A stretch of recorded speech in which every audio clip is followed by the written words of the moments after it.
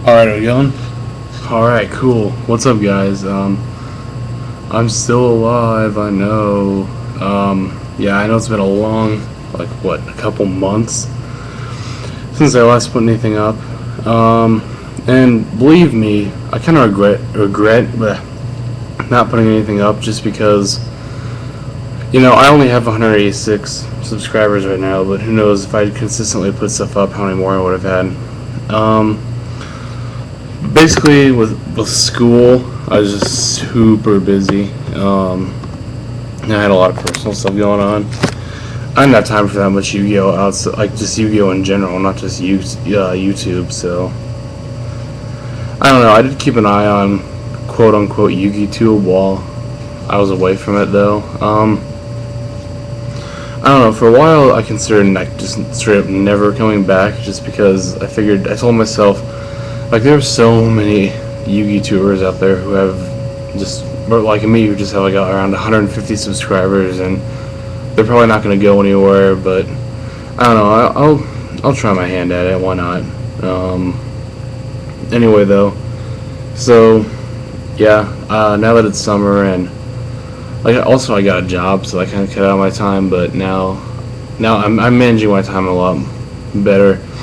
And with nationals coming up and all nationals around the world going on right now, I figured it's a pretty good time to come back into the game, back into YouTube. I've stayed in the game. Whatever, I've been going on long enough.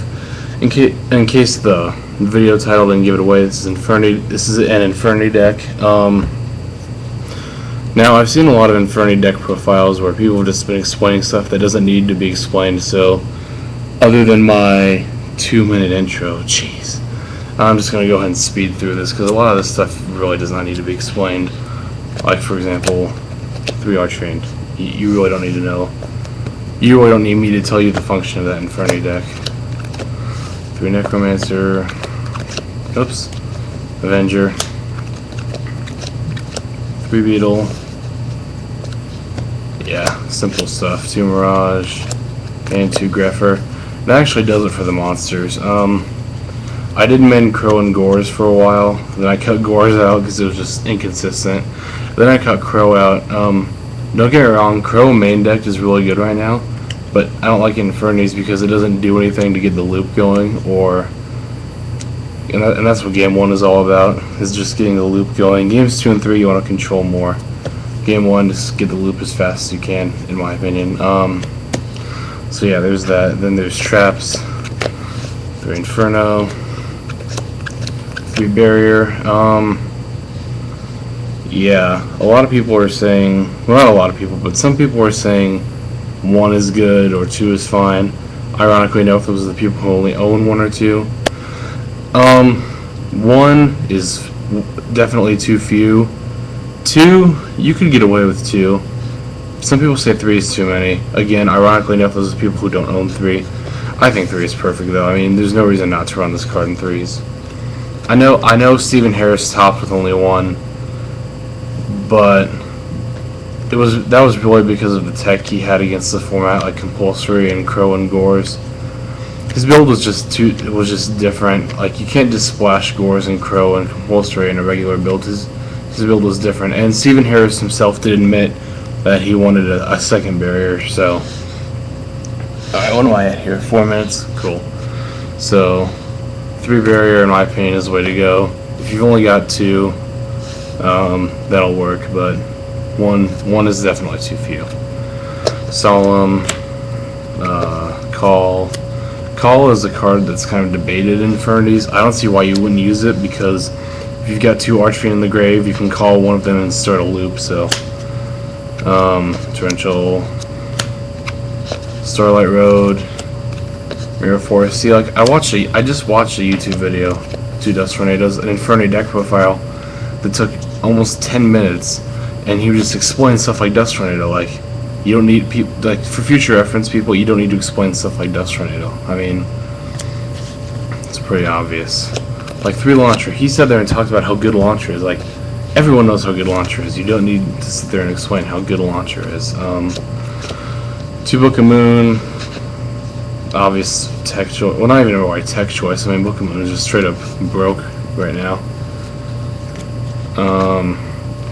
This is my one tech choice, I guess you could call it, is Dark Eruption.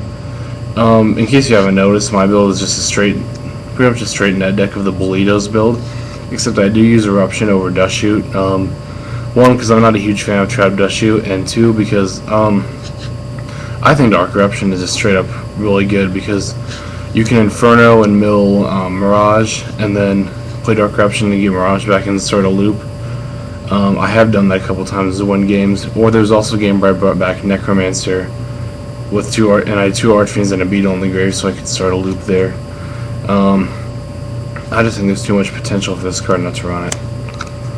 Foolish, Brain Control, 1-for-1, and then Rhoda, and then Heavy, True Knight, and MSC. Yeah, you don't need me to explain those. Now is the extra deck. Extra deck, there's Castor, Android, Goyo, 2 Mistworm. You really only need 2, I mean. And then, like, I don't know. Space in the extra deck is kind of an issue, I've noticed. But I notice a lot of people who complain about not having enough space are using 3 Mistworm. You should never need 3 Mistworm. I mean, if your opponent has more than 6 cards in the field, then odds are you can just leave a couple of them alone without having to worry about not being able to loop. 2 Mistworm is plenty. Flamville Iroquois. A lot of people, I don't know, I've heard some people that like this card in the extra deck, so I decided to go ahead and try it out myself, and let me tell you, I just love it. You definitely need 4 level 6s, because I personally find myself looping with just Beetle and Archfiend a lot, so I'm definitely of the opinion that you need 4 level 6 Synchro Monsters, and you could use a second Gaia Knight, but Iroquois, I don't know, Iroquois is good because if you run into Quick Draw, then you can just straight up destroy a fluff token. Like, a fluff token would pretty much just be a direct attack with this guy. I don't know, it gives you more options in the extra deck. More options than a second Gaia Knight would, so that's why I like Iroquois. And there's Bryo, Doom Dragon. I don't find myself going for Doom Dragon a lot, actually. And I probably should more often. I often actually forget he's in the extra deck. I don't think I've ever once used his effect, but still definitely want to keep him in there. 100-Eye Dragon, card is straight up broke. Infernities, no reason not to use it in the extra deck. Gaia Knight, 2 Stardust, Armory Arm, Black Rose, and Colossal. And now onto the side deck. I guess I can explain some stuff from the side. 2 DD Crow. Like I said, I was maining 2 of these. Then I cut it out. Then I cut it to 1. And then I just mained 2, and then I just moved both to the side deck. 3 is definitely overkill because Crow is good, but it's not good enough in my opinion to use 3. So what am I at a time anyway? Okay, I'm still good. So 2 Crow, Golden Grams.